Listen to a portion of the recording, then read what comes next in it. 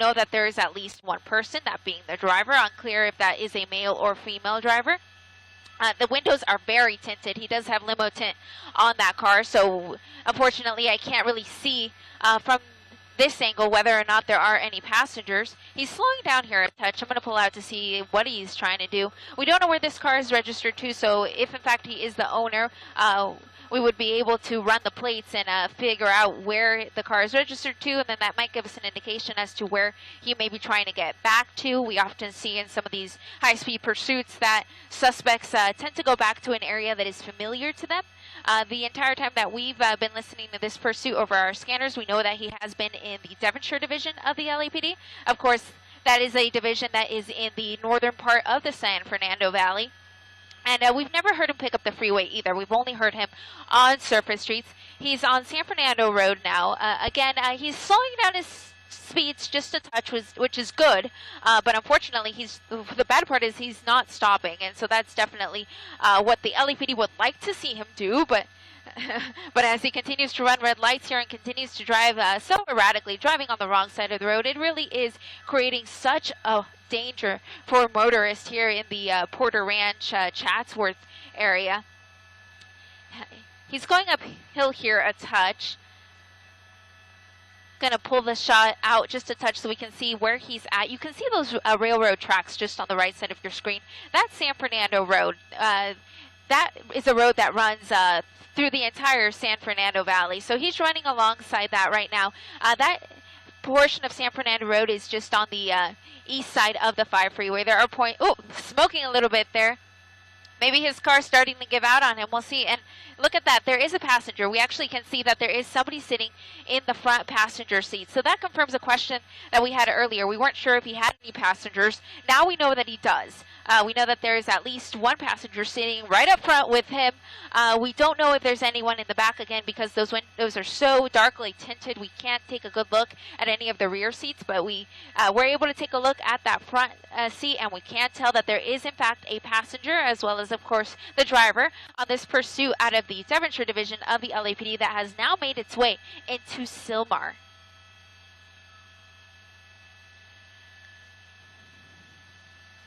Okay. Whoa, gosh. It's so dangerous. He keeps running these lights, keeps driving on the wrong side of the road, high speed. That was Glen Oaks that he just passed. He's currently on Polk. Polk is actually a street that will take him up to the 210 freeway if he continues heading in this easterly direction. If he does decide to pick up the freeway, that will be the first time that we do, in fact, see him take the freeway. We've only seen him on surface streets this entire time. Again, we're still working on getting what the WAN is on this vehicle. Straddling that center lane there. He was coming up on a little bit of traffic there on Polk and decided to take that center lane. Oh, wrong side of the road here. Oh. Making a turn here. I believe it's going to be Foothill Boulevard. He's going to pass right under us, so you will see the car go right under us, but we'll get it back for you in a more ideal shot in just a moment. You see it there coming back out and continuing, yes, on Foothill Boulevard. Foothill Boulevard through this stretch of the San Fernando Valley actually runs adjacent to the 210 freeway. Northbound Foothill from us. Oh, he just clipped that car. Oh, gosh. Feel bad for some of the people that are in this guy's ways, because clearly he does not care about anyone but himself. He just hit that car as he was continuing on Foothill Boulevard. Again, he's just under us for a sec. We're going to move the shot. And as you can see, as we move the shot there, we can see that there are, in fact, cruisers directly behind him. And we also see that he just passed over the 210 freeway. So now he's on east of the 210 freeway. Again, a residential area. He has been on the residential area the entire time. This is a slight uphill drive for him, just past Gladstone, continuing on the surface streets here. I'm trying to get it for you. It's either going to be Sayre, possibly Sayre, perhaps Hubbard. I'll get you a better cross in just a sec. I think it's Sayre. It is in fact Sayre, continuing. Of course, not stopping for any stop signs, not stopping for any red lights. This kind of seems to be a slightly more congested residential area. It seems like there are a lot of cars parked along the street. Notice some pedestrians out and about on this hot Thursday afternoon. Again, not stopping at any of these stop signs. It is really so dangerous. So I really hope that if anyone lives in this area and is listening to our broadcast, just stay inside, because this guy is really just creating havoc on the streets here. Just off of the 210 freeway, off of Sayre. That's just east of the 210 freeway. He's not too far from Los Angeles Mission College, but he's actually getting away from that right now. He's starting to make his way a little bit to the north. So in this case, he is running north. So he is running parallel with the 210 freeway, as if he were going to head up towards the New Hall area. So it seemed like that street just came to an end there. So he was forced to take a southbound turn here on Astoria, I believe. Let me get a better shot of it for you here. He's, oh, there we go. He ran over a stop sign. Officers directly behind him. We have a male, white shirt, running.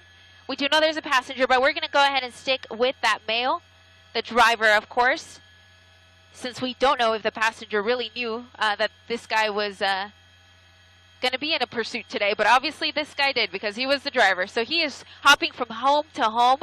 He's going to come out right here on the side yard, passing through these vehicles here on the front of this home, continuing running. White shirt, black shorts, black baseball cap.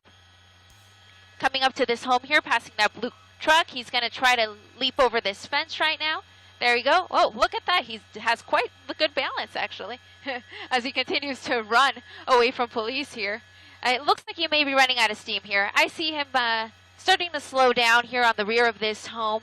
Hopefully these windows and doors are closed and he's not going to be able to get in. And sure enough, it looks like he may have tried to get into that home. The door was closed. He was not able to get in. Pulling up his pants. He forgot his belt today. The cops are definitely going to see him from here. The police airship is going to see that white shirt. That is nice and bright, so they are not going to miss sight of him here. Continuing, running past this pool. He's definitely slowing down. I know he's tired. He looks tired. He just took a tumble there, fell on that person's flower pot. He's going to try to climb yet over another fence. Again, this is a residential area off of Eldridge, kind of just north of the Los Angeles Mission College. He's going to use this silver dumpster here, to give himself some leverage here so he can climb over this trellis. He was able to hop over, but as you saw in the shot just a few seconds ago, there is a police helicopter right overhead, and he sees him with that bright colored white shirt. It's going to be difficult for him to hide, in fact, in this area. There's a police helicopter as well. Once again, he's just on the other side of that home. He's going to come out in just a sec. We're going to either see him go into the driveway area, or we're going to see him climb into that other home. But he's definitely in that side yard. That is where we last saw him. That is where the airship sees him as well. And if you can look at the top of the shot, you see that there are, in fact, some police officers right in the backyard for that home. So they're going to start to make their way towards this suspect. And there he goes. He did come out to the front of the house. He's still there. He's straddling those two fences.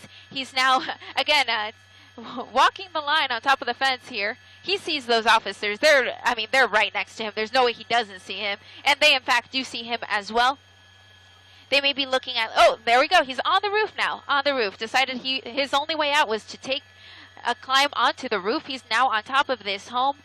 There's really nowhere for him to go at this point. The police airship is overhead. They're on the loudspeaker. They're telling this guy to give up, and that would really be the ideal situation. His hands are up, but I don't know that he's necessarily giving up. It actually looks like he's trying to have a friendly conversation with the officers here as he continues to try to get away, but he's kind of got nowhere to go at this point. He's on top of this single-family home here off of Eldridge Avenue. That's not quite the cross, but that is the major running through this area of Sylmar.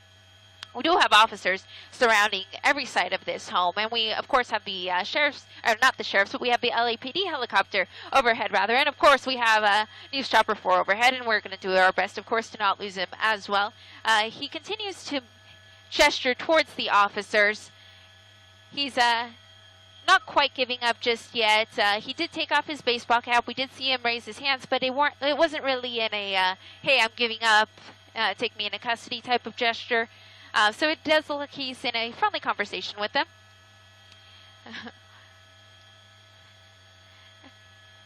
And of course, he's conversing with them. It's unclear what he's telling them. We, of course, know that the police officers are in all likelihood telling him to just get down, give himself up.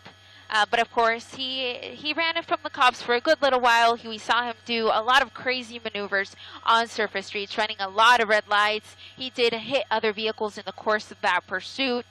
He drove on the wrong side of the road, ran a number of stop signs. And of course, we don't know what the original one was on the vehicle as well. Or rather, we don't know what was the original reason that the officers tried to pull this guy over. We do see that the officers are trying to convince him to come down peacefully, and time is really on their side because the suspect really has nowhere to go at this point. And the officers can always call in backup reinforcement, they can call in additional airships, and now there's a hose. So this is an interesting twist. He got a hold of a hose somehow. And he did drink from it. Perhaps maybe that was the agreement he came to with the LAPD. Maybe he said, hey, if you pass me a hose and I can take a quick drink, I'll give up. So we don't know exactly what's going on here, but he did take a sip of that water. I'm guessing he was quite thirsty after running away from the cops, not only on surface streets, but as well as on foot. And now he continues on the top of this roof. We see all of the officers here in the backyard. Oh, and now, okay, I'm going to pull this shot a little wider because just saw something that I think we may not want to show you. And so we're just going to keep a wide shot here. We'll continue to monitor it from afar here. Okay, we're not streaming. Great. Gonna keep a... Let me see. Hey, Jack, since we're not streaming, do you want me to zoom in?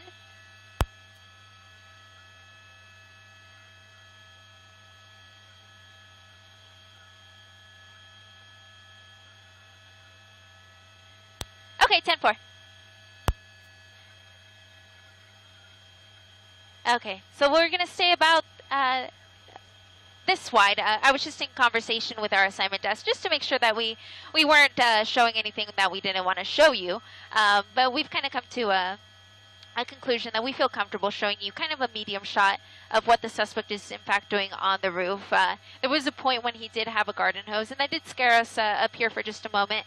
It seems like he has given up on using that, so that is no longer a factor as far as we can tell. A little bit to our northwest from here, as well as Los Angeles Mission College. That's just directly south of us as well. And of course the 210 freeway is just out my left door. I can see it here. The pursuit is, and the subsequent standoff is not affecting the freeway whatsoever. I can see that 210 freeway. It is smooth sailing in both directions. But of course, you do have some people that are going to be driving on the freeway, and they're going to see all of the helicopters over the scene, and they may slow their speeds down for just a second. But really no traffic tie-ups, at least on the freeway, that is.